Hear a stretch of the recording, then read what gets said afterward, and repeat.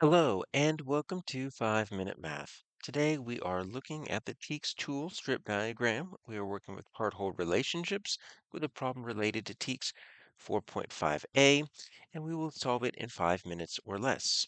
If you haven't done so already, please go ahead and take a moment to pause the video, work this problem out on your own, unpause it, and we will look at our answers together. So we've got Maya with some stickers. And she's giving some stickers to her sister and then dividing the remaining stickers with some friends. Now, we need to find a strip diagram that best represents this. Let's first label the problem with parts and wholes, and then let's see what's happening with those parts and wholes. So Maya has 240 stickers, and this simple declarative statement right there lets me know this is our total. Because everything else that's happening within this sentence, stickers are going away. We're not adding any stickers. So that's going to be my total or my whole. Now, he's going to give 48 stickers to her sister. Okay, so this is going to be one of the parts, right? We're going to give away some stickers. And then she doesn't have any left. What she does is she takes the remaining stickers and she sends them to four friends. But look at what we have equally among four friends. So we've got equal groups going on here. So it looks like this is going to be a two-step problem because we're giving some stickers away and then we're dividing, right, some stickers. And that's the rest of our stickers. There's no remainder.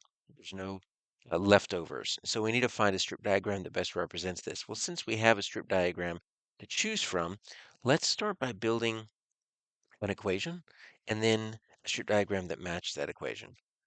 So what do we have? We've got 240. Okay, so I'm just going to write 240. That's going to be my total or my whole. Okay, and so we can build a strip diagram at the same time. I'm going to put my 240 on the top. Doesn't matter whether you put it on the bottom or the top, inside or outside, as long as it spans the entire length of the rectangle that encompasses all the parts, that's the total. All right, so what's happening? If I wanted to make up the totality of her stickers, I would need to do two things. Okay, so I would need 48. That's how much is given away to her sister. And then that's just a part of it. Okay, so in addition to that, we've got four parts for her friends. Okay, and so S is going to represent the number of stickers that each friend receives. So what I want to do is I want to add one friend, two friends, three friends, four friends. If I wanted to, I could also write 48 plus 4 times S. And when you have a number and a letter next to each other, multiplication is there even though there's nothing necessarily shown. So I've got four friends. So the 48 plus the four friends, that equals my 240. Okay.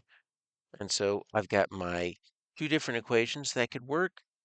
I've got my strip diagram. Now I can go and evaluate the strip diagrams. Okay. So A looks pretty good. Notice that their 240 is on the bottom. My 240 is on the top. That's fine. The total can be inside, outside, top, bottom. It doesn't really matter. Take a look at the parts, right? It's got a 48, and then it's got the four friends. So A is looking pretty good. Let's evaluate B, C, and D, make sure there's something wrong with that. So I see my 240 as my total here. I've got my four friends.